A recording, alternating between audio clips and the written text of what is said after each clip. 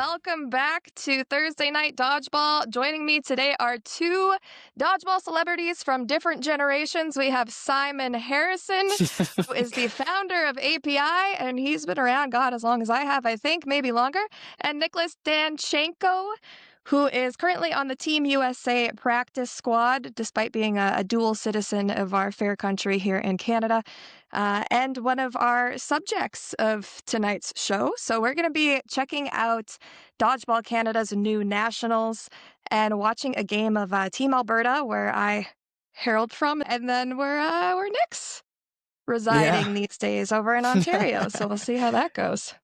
Yeah, obviously slightly different than the club championships.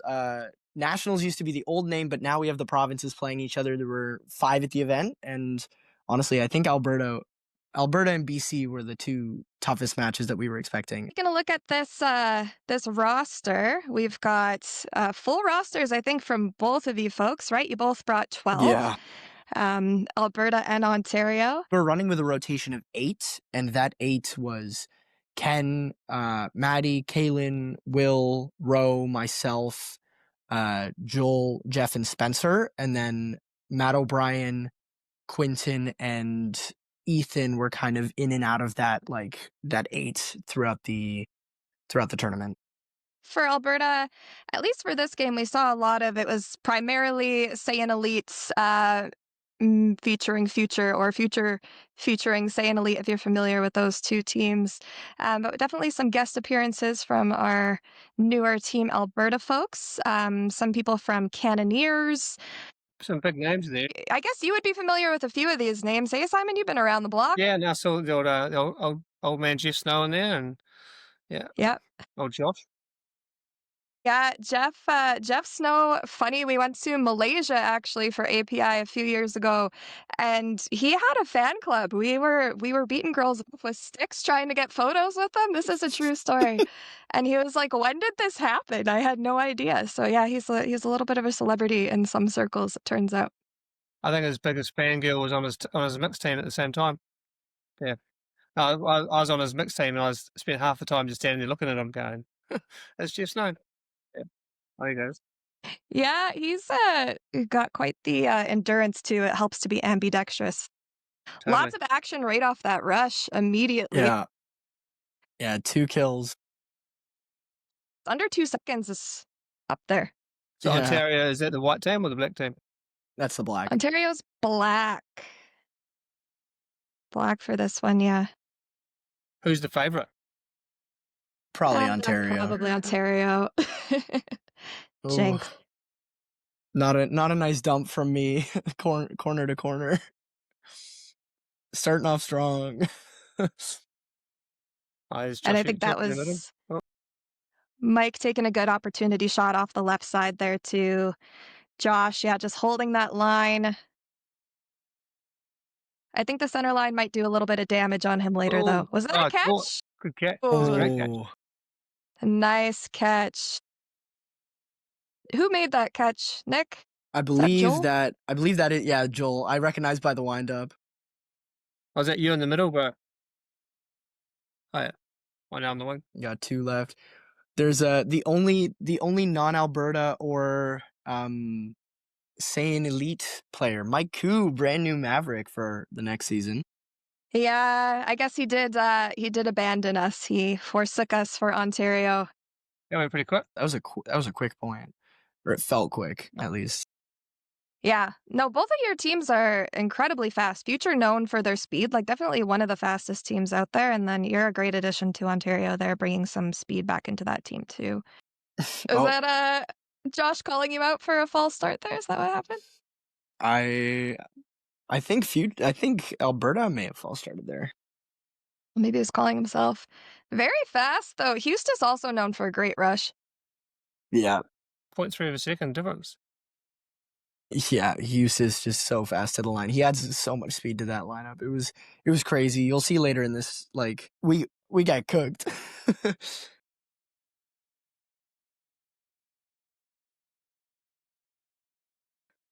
Ooh.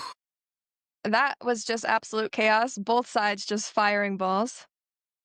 At least we got a kill out of it. I think I missed point blank and tagged someone in the back. There was a little bit of that, and if I recall, this game was pretty back and forth. So Yeah, it was definitely a close one. How often do you guys have your national champs? Is it like every year type thing? This is the first one. I think we're doing it every year that isn't a Worlds year, so the next one's going to be in 2 years. Oh yeah, yep. yeah, so kind of like ADCS, which we covered a couple episodes ago. They started a new structure here in Canada where it's one team per province, getting to represent the province at nationals, and then we have a clubs version, which used to be our nationals, okay, which yep. is now the club championship. I see the same. Good catch. That was a good catch. Number 7. But yeah, that's Nigel. Lots of these guys have been playing together for quite a while here. I'd say 4 out of 5 of them play together fairly frequently. It's basically future on the court here, plus Eustace. Dirt ball throwing across. my throws were not looking great at the beginning of this game. I was still warming into it. I'm just coming off of being hurt, so at least I have an excuse. I missed again. That's oh my good god. It almost looked like you go for someone in the audience, bro. Yeah, we definitely struggled to hit early on. Oh, let's go. There you I go. killed Josh. He's not my father in this match yet. Yeah, not yet. Oh, Nice opportunity shot for sure. And good defense there, Nick. Bravo. Yeah, and then that's me and Spencer. on the court. Yeah. Mm-hmm. I can just recognize him by the wind up. That one's definitely a little high. It's not a bad idea. Mike's not going to let you get away with that, though. You have to know if you're going to take that shot, you're getting punished. Yeah, I got yelled at for that take. And I was like, oh, I killed him. I trust Spencer. And they were like, no, you can't take that. Like, you got the kill. It's not bad, but. Nicely placed shot there by Spencer. It's an all Mavericks 1v1.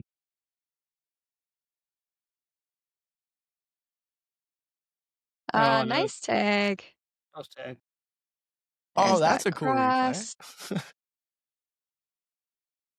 Spencer getting caught up in that backtrack a little bit. We've been trying to work on that recently, but Team Ontario wasn't going great with this. All right, let's see Jeff's nice step up. Where is he? Is he in 5 right now? He might be in position 5 right now. Yeah. Unless Rowe's on there. See, the problem Rowe is just got tagged Romain also shaved his head, and now I can't tell them apart on stream. And we also had Matt O'Brien on this team too, so we had 3 bald guys. The aerial view can be challenging for sure with Mavs. Really nice defensive pressure by Future there. Unfortunate that these single ball hits seem to work on them. Throw going wide there. I called Josh Eustace earlier, but he goes by Sakura now, or Sakura - Eustace. So I might toggle back and forth there. Same guy. Josh. Josh. Yeah, Josh. Just the easy thing to call him at this point. Mike opting not to take that shot, not a bad idea, but with the 2 of you lined up there, I would have gotten greedy. I would have taken that shot all day. Honestly, me too. Good from Cody. Yeah, Cody can put such good movement on his ball, and he just has the ability to kind of send it anywhere on the court from anywhere on the court, so he can be a hard read. Ooh, Mike taken out there. How many Americans are playing just cheaper? Americans, yeah. So we actually don't allow. We're a little xenophobic that way when it comes to our nationals. So clubs and nationals don't allow Americans. The exception being if you're like, I would like to move to this country, which is what Cody Foley just tagged out there did. Sometimes they sneak in.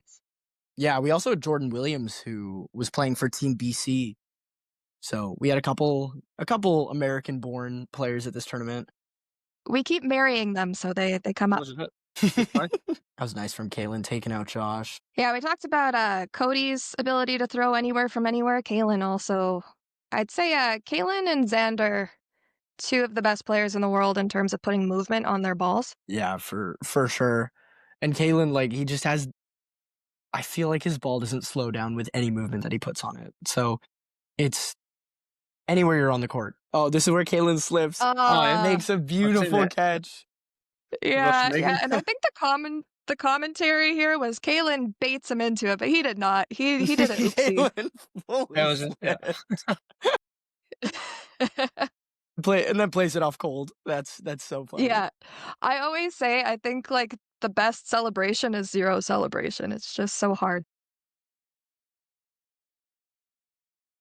Ooh, lots of throws. It looks like Ontario lost. We lost 2. Took a 2 for 1. We're down 1 right now. Joel's staying alive in the left corner. He played so well, but he got hurt for day 2. So sad. Oh, what happened to him?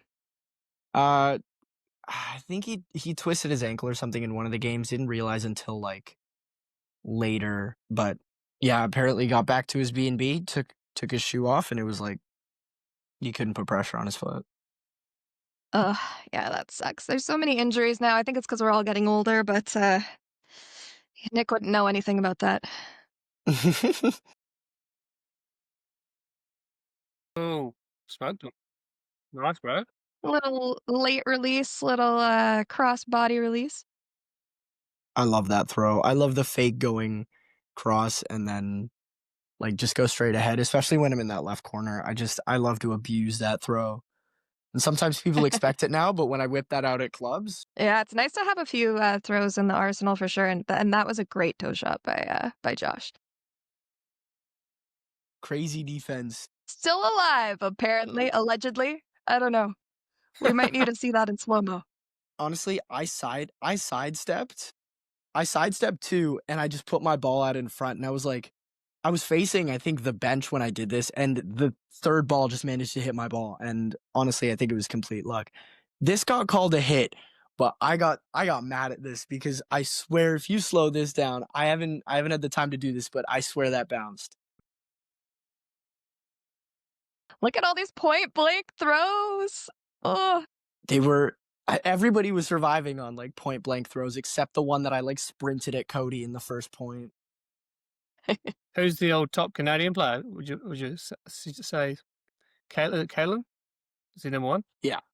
Yeah, I would. he's I would say that. definitely he's up there, and I think the last cycle he really put a lot of work into. He put a lot of work into his fitness. He showed up. He was like, "Hey, these teammates of mine are actually like really pulling their weight. I have to do the same. It's highly competitive just to make this team now." And he's definitely been a difference maker. Honestly, to kind of expose Kalen, he was going to like baseball games instead of some of the Team Ontario practices. But when it came to the tournament, it was still like, I think Kalen was the one, and by the finals, it ended up being like me and Roe in like the 2 and 3, and Maddie the 4.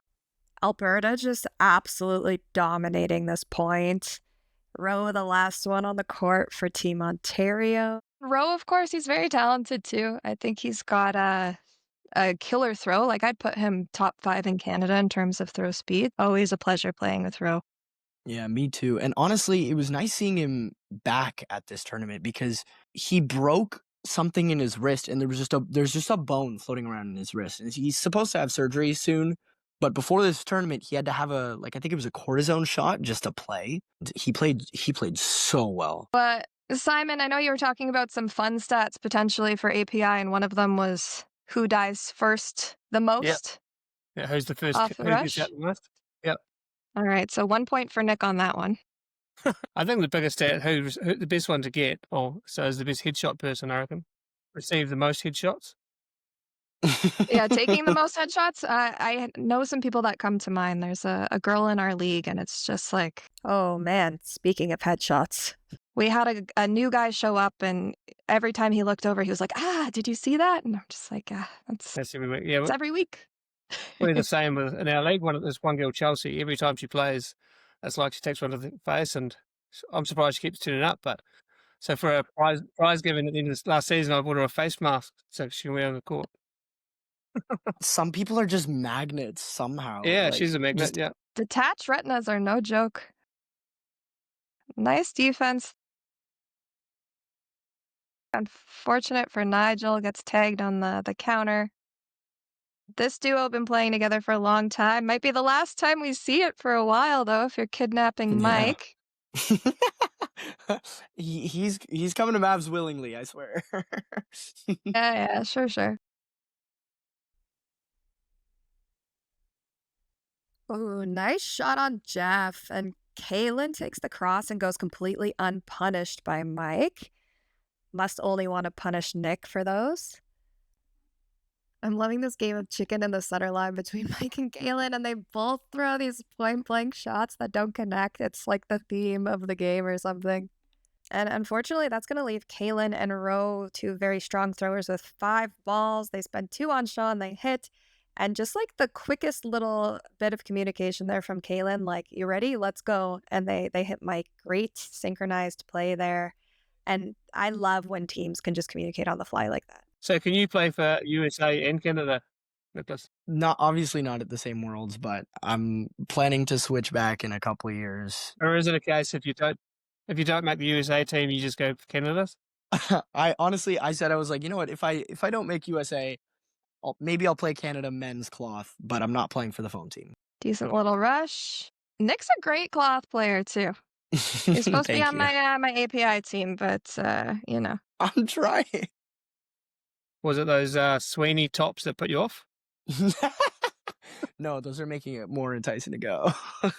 I want to go just for one of those. Yeah. Everybody watching, you'll see what we need. Great try by Nigel. Nice catch there by Cody, though. Yeah. Cody was making grabs this entire tournament. The second time we played, he noticed that I was pulling the balls behind the retrieval line. I was activating them and then immediately looking to throw. And the first point, I took him back. I saw Cody and I threw at Cody and he just turned and caught me. And I was like, oh no, he knew. he knew I wanted it. Yeah, he's got a good read and he loves baiting people into throwing too. He always makes it look like he's not paying attention to you. I think, is this Sean Farron on the left that they just subbed on? Looks like it. Sean comes from Renegade. So that was a 8.25 rubber league. And that was the first serious league I played in. So he's been around for a while. And one of the few players from that league that actually made the transition to foam and continued to play at the high level. So we've got Jeff Snow just tagged out there. And then I think, is that Spencer or Will? That's Will and Drusik. Is it Will? Oh, man. Yeah. Okay. So Spencer, if he was a little bit taller and more Greek. How often does Jeff bring out the lefties? Do you know? He uses them both pretty equally. I'm not going to spoil the secret, but he uses them pretty equally for different things. Okay, 3 shots on Will. Survives all 3. Crazy. And a nice catch by Josh. Yeah, really hard shot, but a nice grab by Josh. Yeah, it looked like he was trying to move out of the way and it just found his pocket. Will's just, I guess, too accurate for his own good right there. Great player there too, though, Will. We played together in Greece for the CSIT games as well. So another international traveler. Not coming to API, but one of these days we'll get him. Oh, nice placement off that by Kaylin, right off the shoulder. How many of these guys playing are coming to API that you know of? There's more US than Canada, but we've got a couple. You've got some representation from the Canada mixed cloth team. You've got Ryan DeMello making it out. Max Cloutier, who was playing foam last year on squad. Nice catch in the middle. That's Sean. Sean Chim. Okay, that's who I thought it was. Yeah, Sean has gone to API historically. We did a little bit of traveling in Japan. Sean also a super fast player. He is. The rundowns were really working for him throughout this tournament, but I don't remember seeing him do it a lot in this game, but Alex got just a little too greedy there, up a little bit too high. He was kind of asking for it a little bit. Ooh, Kaylin surviving too there. Sliding out of the way. Good protection from Ro. Looks like we're going into no block. They say don't jump, but I disagree. I disagree. You're a jumper, though. Oh, I'm 100% a jumper. I'm like, mix it up and then I'll jump. Yeah. You a jumper, Simon? I think I am, but then when I look back at footage, it's more just been my knees up.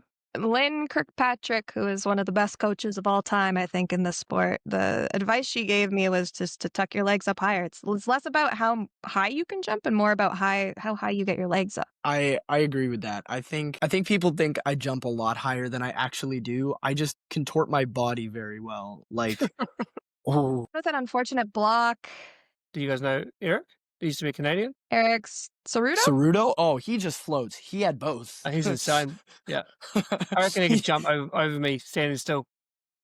Probably.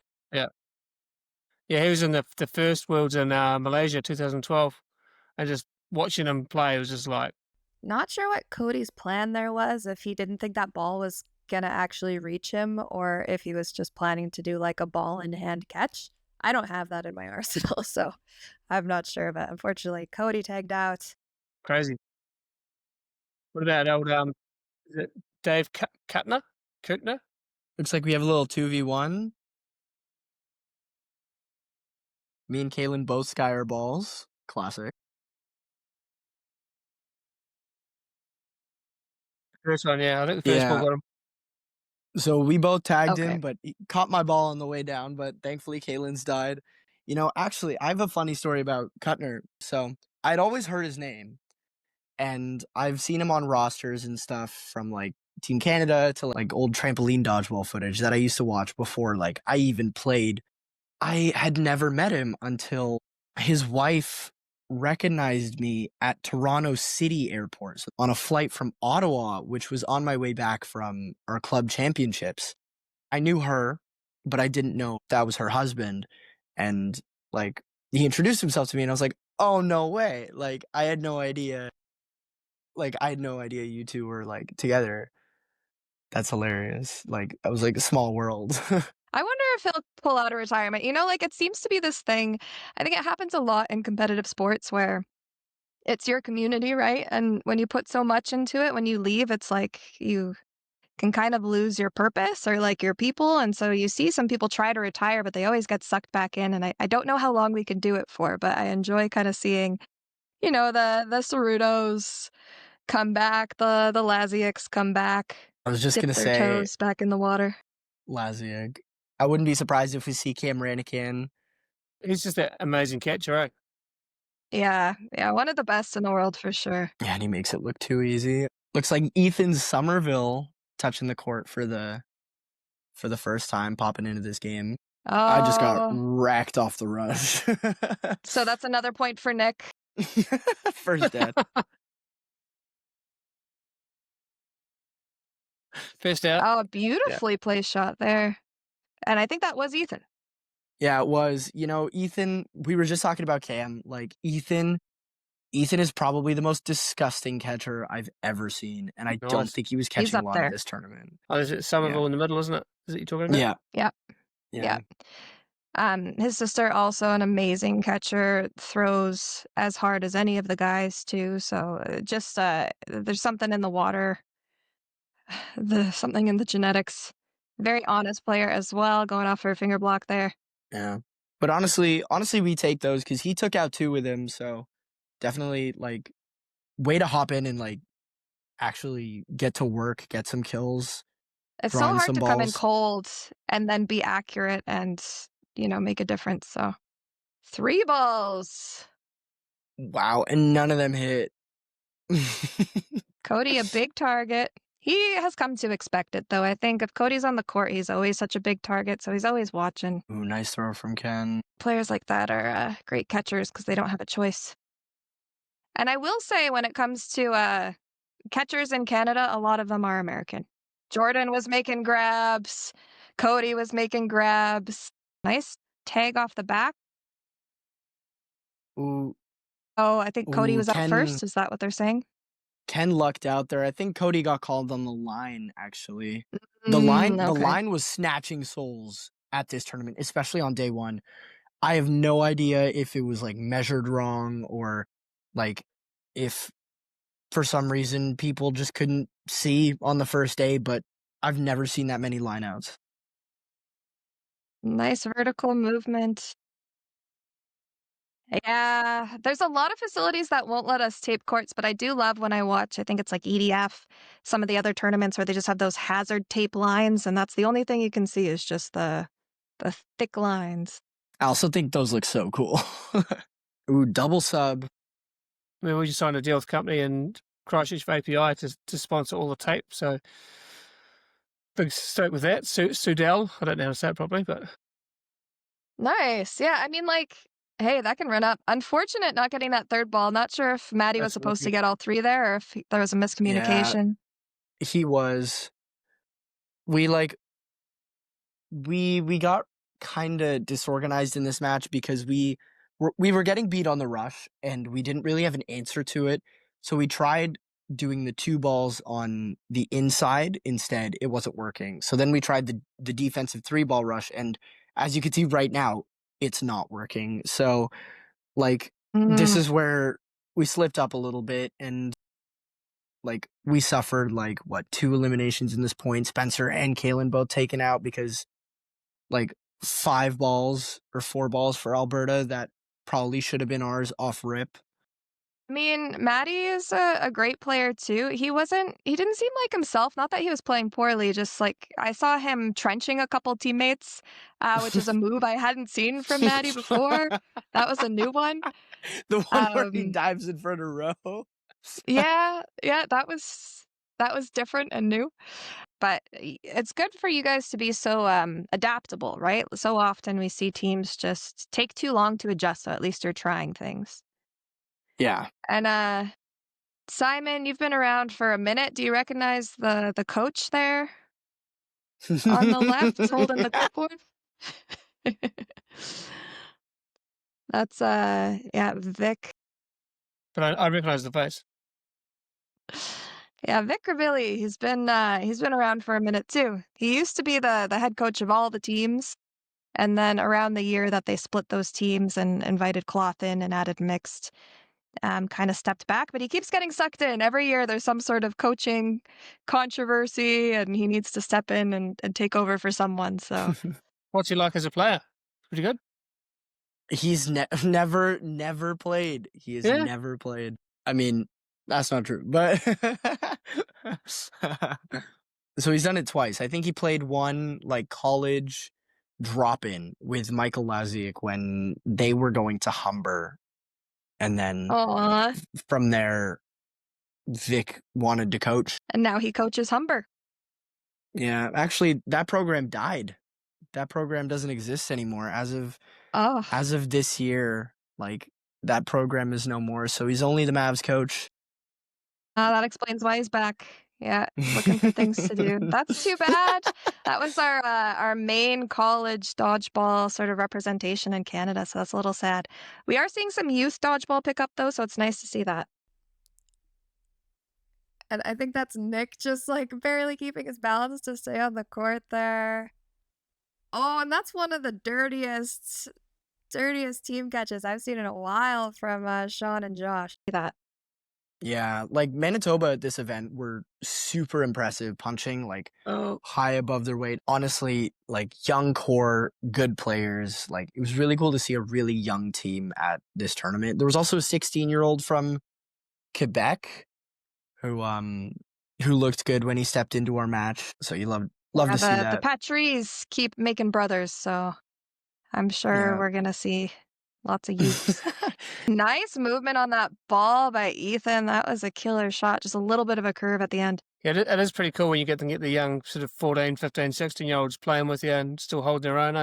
Yeah, it's humbling for sure. I remember when that was me about a year ago. Oh, Ethan tagged out, and that's going to tie up the game again.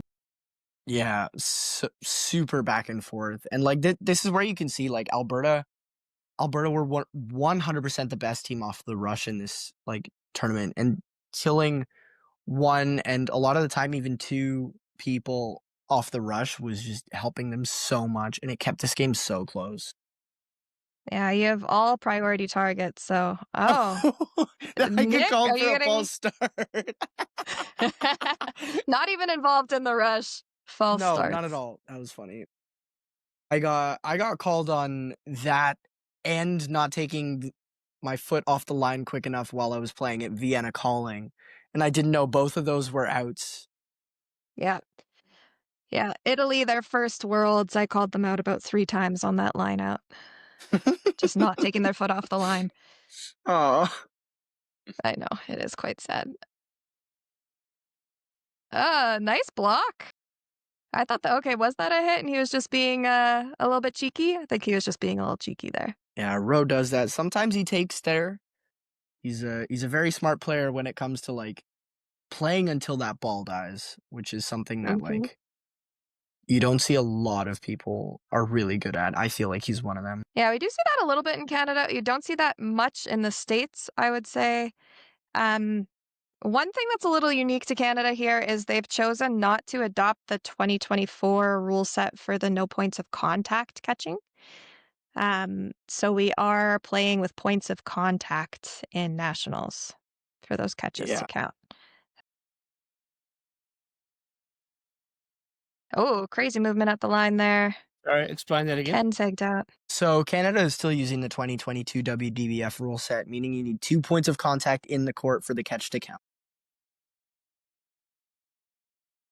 And Druzik tagged out, which I'm a fan of the dive out. There's controversy here in the Great White North around the no points of contact, but I'm a fan. Ooh. That's not an easy catch to make.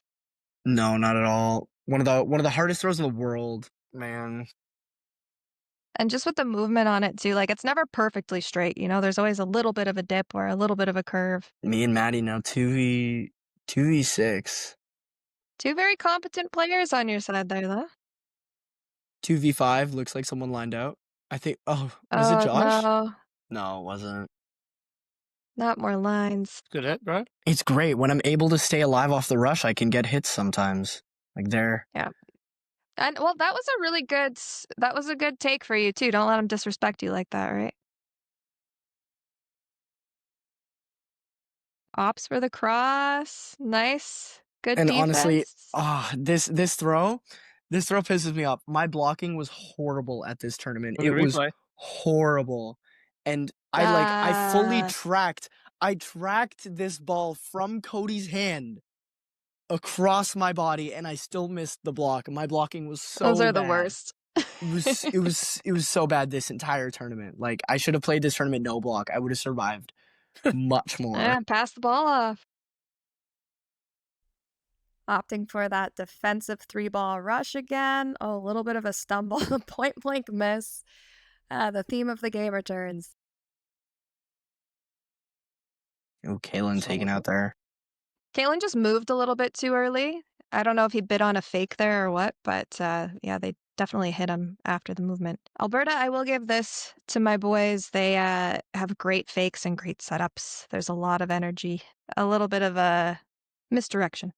Yeah, very, very annoying to play against, especially players like Josh and Cody being added to that team. Like, they attract eyes so much that it allows the other guys who, like, you know, you're maybe like, oh, this is not their, like, main arm. Or, like, Mike Koo, who is probably, I'd say the second best arm on that team, to just pick other people off. It was so annoying to deal with. Yeah, absolutely. I know we've been joking a little bit about all the point blank misses, but even these single shots from both teams are so on target. You really have to have great defense. So if you can set up one of your teammates to take that shot, I mean, they're coming in super, super accurate. Got a 5v4. Man, future love in those cross courts. Oof, Ken taken out. We were talking, and I think a lot of the boys from Future who are making up a lot of the squad that you're seeing on Team Alberta's side, sometimes they opt for the hardest shots. Like they go for these deep crosses or like from 1 to 5. They never want to take the shot that's like a shallow, like 1 in or right across from them. And I do think that hurts them a little bit from time to time. Sometimes you got to go for the glory shot, though, don't you? Someone straight in front of you is a bit too easy. It can be. And I'm a fan of like, nice Joel taken little out. joust at the center line there. I'm a big fan of punishing someone that's not necessarily your lockup, right? Often they're looking for those catches, so punish someone else for your sins, but the same time, you don't have to do a deep cross to 6 or 1. Maddie throws 2. Neither connects. Those are always so frustrating, isn't it? I throw a third, and like none of us connected. Spent, was that 3 they spent on Maddie and didn't get him? Yeah, and he barely stayed in. Like I say, it looked like he's out from here. And I died trying to protect him. Yeah, Sean Like- takes you out. Sean will close that space, and he hits, I'd say, more often than not. And honestly, I think we were victim of a lack of communication there, because like earlier in the tournament, me and Maddie were very out of sync. Like I wouldn't know when he wanted to, but sometimes he would just run up, and I wouldn't know where he was going. So I'd be late, and then by the time I'm there, he's a little bit back, so I get punished for it because I'm trying to protect it. We ended up like sorting this out later, but this Alberta game was really difficult for us. We kept having to adjust to like different scenarios that we weren't prepared for, because I also didn't get to practice with Maddie at any of the Team Ontario things because he was busy with life stuff, which is understandable. But he's one of those players that can take up a lot of space. He makes a lot of moves, and if you're not used to kind of understanding his play style, then you can get caught off guard for sure. A hugely talented player too. I think you're allowed to have 1 or 2 of those on the court at any time. It's beneficial for a team, but for sure, if you haven't had the practice, that's tough. I don't know why Sean did not take that shot. I was screaming at the television for him to take that shot. like, look at the difference between the activation. Josh running a 2.238 is crazy. Ken with like, what was that, 3.7 basically? Big difference. Sean should have taken that. You were closer off the beginning, but yeah, I think you're slowing down a bit. I think it's harder to do a fast rush with a 3-ball rush because you have to kind of stop yourself earlier. You don't have that full momentum to sort of turn into your rush. So that can make it a little bit tricky. Yeah, and we definitely just accepted. We're like, we're not winning the rush game. We're just gonna try to not die. Ooh, Rowe taken out. He had a ball in his hand too. He bit really hard on. Again, we were talking about how great Alberta's pumps are, especially on defense. I forget who was playing that left corner every time they were on defense, but very, very difficult to take your eyes off of. Like, the timing was there, and even though I don't think he threw a single ball, like, while we were at the line, it was still very annoying to deal with because he was still a presence. A little bit of back and forth. Looks like Josh tagged out. Lots of throws there. Joel taken out as well. See?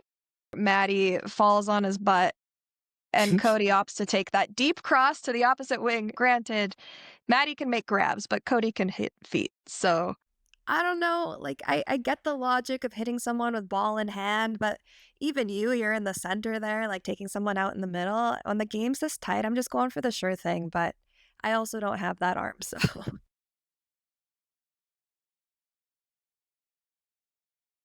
Great throw from Ken. That little shallow cross.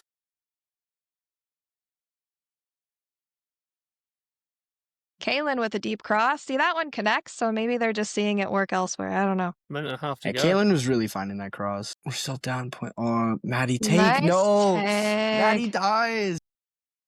Nice movement by Cody there. I love that. A little bit of back and forth. He was really faking him out, wasn't sure which way he was going to go, and then decides to go down. Huge drops by Kaylin. Second one hits. Also, he's going to survive till 30 seconds to win the game, pretty much, doesn't he?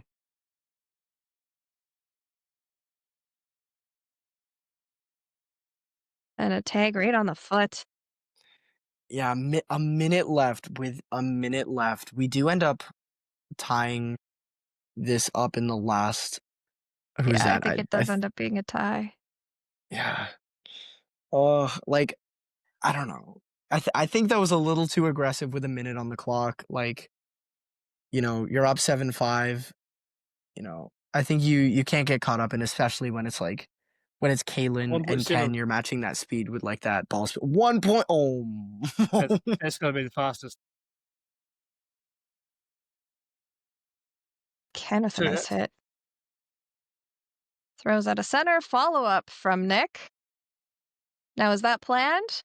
Or was that a little off I shot? think I think it was just an off shot.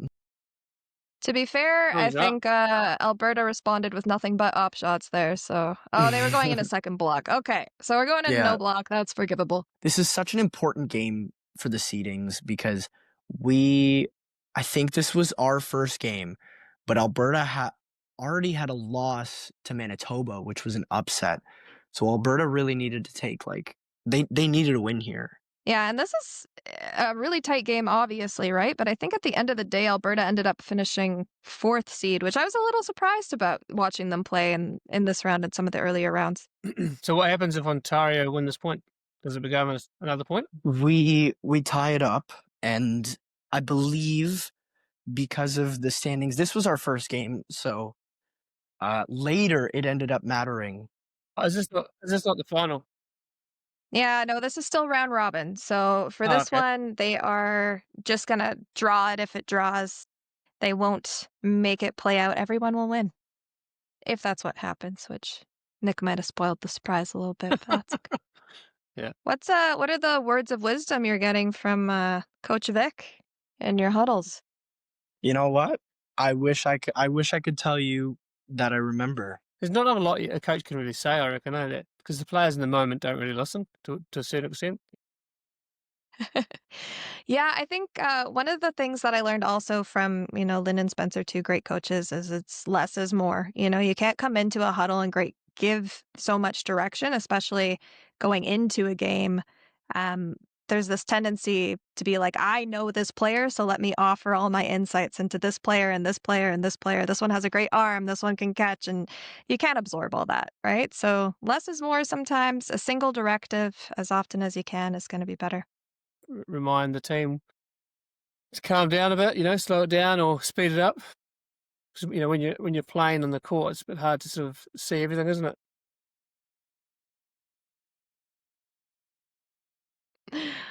I think we might have seen Joel line out there. He was dancing on that line at least. He was pretty close in the back.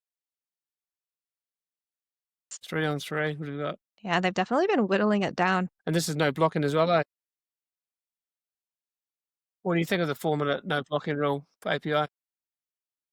Yeah, we discussed that actually in the last episode a little bit. Cody tagged out. That's a huge out there by Joel. He's got a really hard throw too. It's going to be interesting for sure. It definitely changes the meta, but I know it's something that certain players have been begging for, is just a way to speed up the games and not have these like I said last time, 11 minutes once in a game. People don't want to see that. I love it, just personally, because it's a skill I have, but a lot of players don't like it. So I think they're really excited to see how it plays out. And yeah, that might be something that you get a petition to adopt on the world stage. Looks for that catch, but I think it just goes off body. That was really nicely placed. Well, good throw. Yeah, so we got 2-on-1. Oh, Ken just hanging high a little too long there, leaving Kaylin and Joel. I'm confident in that. Oh, it's Josh with a too. great toe shot. Oh, And I think he lines out. Oh Yeah. he hits We did it. Kaylin and lines out. Tragic. He made the hit, but gets called out on the line infraction. Can we rewind that?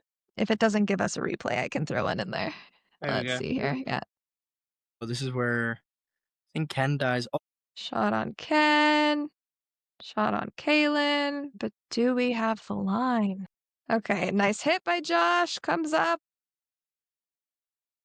Throws again. Yeah, he's definitely on that line before he releases. Oh, rookie. That's a good call by the ref, which you got right. Yeah. So, who went on and won the competition? Next team. Next team. Chores. Yeah. So Ontario was the favorite to win. Part of it just being because we've got such a huge population of long-standing great players in Ontario. But also, it was a little bit tricky in the cycle with when this tournament was announced for a lot of the provinces to make it out. So we actually ended up only with 5 provinces participating, and a lot of those provinces didn't necessarily have the teams that were coming out in their, A string for clubs. Not that they didn't have very strong teams. I think all the provinces fielded very strong teams with competent players for sure. But it was definitely a little bit of a disparity. It was hosted in Ontario, so very easy for those Ontario players to make the trip out. And so they were favorites to win, and they did go on to win both divisions. We actually don't do mixed at nationals or clubs, which is a We shame. should. We had a mixed championship, I think, twice. And then I think actually, you know what happened? One of them was the same weekend as API, and because nobody went, they canceled it. So you're destroying dodgeball in Canada, Simon. Yep. Taking over one country at a time. Yep. One tournament at a time, Someone yeah. actually, someone from Canada reached out to me and asked me for the dates because they want to make sure they don't clash. And I was like, Yeah. I gave them the dates and You know, shameless plug here, but we have a tool for that. If you head on over to dodgeballhub.com, you can enter Dodgeball any dates. Yeah. Compare your dates. That's how I plan my tournaments. It's a great tool, just selfishly for myself too, but people have to use it or else it doesn't work, right? Yeah. Anything you want to say about like API? This is your chance to shamelessly plug some things. What is it? We've been talking about it a lot, but I'm sure that some people have tuned in and they're like, what is this thing they keep talking about? Yeah, so for those that don't know, API is Asia Pacific Invitational, or International, whatever you want to call it. Yeah, it's just a tournament that we put on every year in a different place in the Asia Pacific. It's been going for about 10 years now. It's sort of almost becoming the unofficial World Club Championships. Anyone can come. You can join whatever team you want. Well, Niklas was on my cloth team until he's... He was on my cloth team too. I'm trying desperately. I'm trying to scrap up as much as I can to go. So don't count me in, but don't count me out at the same time right now. Sponsor the kid. I'll donate my appearance fee on this show to you, bro. Negative dollars. Okay, you're more in the hole now. Yeah, no, so API is coming up in 2 weeks' time, which is pretty exciting. Hosting it properly for the first time, so 4-day tournament with both mixed divisions, foam, cloth, whatever time we can fit a court into, we just squeeze them in, and yeah, that's cool. Really cool, actually. Yeah, it's the first time you're featuring cloth, right? Yeah, first time featuring cloth. There are quite a few players are playing in 4 divisions, which should be interesting to see how their bodies go. But yeah, that's how many you play? What are you playing in? I'm doing 4 divisions. It wasn't the plan, but it's how it panned out. Luckily, I've been doing a lot of the American Premier Tour, and they're just used to that. So I played nationals, and I only did 3 divisions. But you could have played in, like 6. 6. I played in 5. Yeah, you're crazy. You got rubber and all stuff as well, haven't you? You've got no sting. Yeah, no sting is like the little 7-inch rubber balls, but they used to have no pinch as well, so the 8.25 rubber balls, and they got rid of that I think 2 nationals ago. But for a while there, you could play in 8 different divisions, and it was wild. And that's why people have stamina down south that we don't seem to have as much of up here with our surgeries that everyone keeps getting. But yeah, no. Looking forward to it for sure. API is just a fantastic tournament. We've gone 3 years now. We did Malaysia, Sydney, and we'll be there for Christchurch as well. So looking forward to it. Do you have any insider info for where the next one might be? Yeah, it's definitely going to be in the Asia Pacific somewhere. Yeah. Now I've got the venues picked, the destinations picked for the next 2 years actually. Nice. So we're gonna get an announcement. Yeah, we're gonna announcement at API. Are we getting that Japan 2027 API? Because I know a lot of people. I know a lot of people want to see API in Japan. Yeah, it's definitely a place we're looking at going to. I don't know when we're going to go, but 100% I'd love to go. I mean, this year Japan are coming to API for the first time. Amazing! That's awesome. Yeah. So it's quite cool when you sort of see countries like that come in. We've got Hong Kong teams coming again. Nice. There's Taipei. We've got an Indian team that's coming that just need to get some visa issues sorted, hopefully the next day or two, which is sort of holding up the schedule a little bit. But yeah, a lot of Americans coming and Canadians, and yeah, We're trying. We're recruiting. Yeah. So yeah, hopefully keep coming. But Trying to add my name to that list. yeah, no, actually wouldn't mind bringing API over to the Pacific of USA, LA or something. Okay. Like or Hawaii. You should find Hawaii. Although they just introduced like a $500 tourist tax, so if you go, you have to pay $500, which That's great. might be a little bit of a deterrent. Samoa? Would have been 2 years ago. I actually looked into Samoa and Fiji and started trying to find venues. Nice. It's the venues is too small, and it's like Yeah. you'd have to restrict the teams to make it feasible to come. Like even Queenstown, New Zealand, that's where my first choice was, as opposed to Christchurch, but no venue was big enough to host it. Hit us with like your top 3 things you need to do while you're in New Zealand. Top 3. I'd say do a road trip around the South Island would be key. It's quite a cool place. I did with the kids. We hired a camper van and drove from Christchurch to Queenstown, and then along the east on our coast, list. then through the middle, and then back up the west coast. So it's if you're into your scenery, like your waterfalls and your blue lakes and stuff, it's pretty impressive. Mm-hmm. When you're here, you got to have a beer with me. That's everyone. Yeah, we'll get through a few beers. This scenery is pretty cool. Like you could be in the mountains, and then 2-hour drive you at the sea type thing. So that's pretty cool from Christchurch. Lord of the Rings, if you're Lord of the Rings fans. And I'm excited to see some hobbits. A few hobbits. There's some more the North Island. Yeah, but just drive around. Just check out the little cities, little towns and stuff. Yeah. Before we wrap up, you had mentioned a rule that you're piloting. Do you want to chat a little bit about that?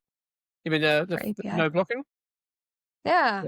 Been thinking for years how boring it is when you're playing a long, like a short game, because the games are shorter, to try and get more games in, and you're spending 7 or 8 minutes on the sideline waiting. Then you go in, and you might get hit first out, like you were getting a few times, Niklas, and then you go back off.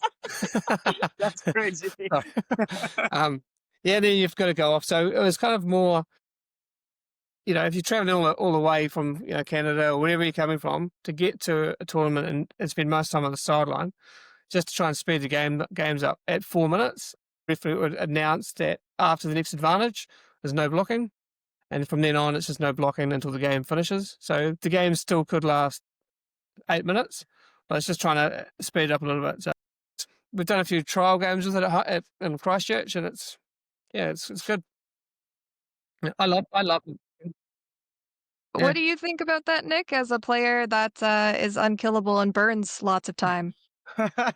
I've always been really, really split on the time rule, because on one hand, I love taking like 7 minutes to close out a 4v1, but at the same time, I as someone who commentates and likes to watch a lot, I can understand how, from a viewership standpoint, that's just, it can get unwatchable sometimes. And so, half the time I'm like, yeah, I really, really like this for selfish reasons, but at the same time, I really like it for the way that I think it'll also evolve the game, because no blocking is something you see twice in a match, and sometimes you only see it once depending on the final result. And I think that's such an entertaining part of the game, because a lot of people just like to go crazy in no blocking and just throw 100 balls, and some people actually play no blocking really reserved. I think you're gonna see a lot of really, really interesting dodgeball, and I'm really excited, and I'm hoping I get to participate in this role. Nick, was there anything you wanted to shamelessly plug? I don't have anything to shamelessly plug. Just Nick would like you to fund his trip to API. He has about a week left to fundraise. Start a GoFundMe for him. Shamelessly plugging the API fund. All right. Well, thank you both so much for joining me. Really excited to see API. We'll have to meet and talk about it. We're actually looking at maybe doing a live or on-site sort of episode of this with Devram from Australia. So Simon, maybe we'll be able to pull you on for that. I know you'll have a lot to do at the tournament, but maybe we can grab a beer and do something with the crew. That'd be great. great. And Nick, if you're there, you too. Otherwise, you can just pop in the comments and give us a view. Of course. Not coming, Nicholas. We're looking at doing during the finals, doing a live stream to a watch party that Eli's sorting out. So I don't know if you live near Eli or anything, but no, but it's cheaper for you to get there. I'll make it work. Yeah, go to Eli's Eli Hashimoto's watch party. That's a plug there, and you can stream from there. We're going to be doing finals, at least finals on the WDBF channel, I believe. So you can tune in and check that out right here. You don't have to go anywhere. And if you like this sort of content and you want to see games like this in their entirety, you can join the membership thing on the YouTube channel, and proceeds go towards more stuff like this. Proceeds go to getting Niklas to API. Yeah, proceeds in a very roundabout way go to getting Niklas to API. Yes, sir. Yeah. All right. Thanks, you guys. Well, thank you. Keep it tuned to WDBF. Cheers. Thanks. Cheers.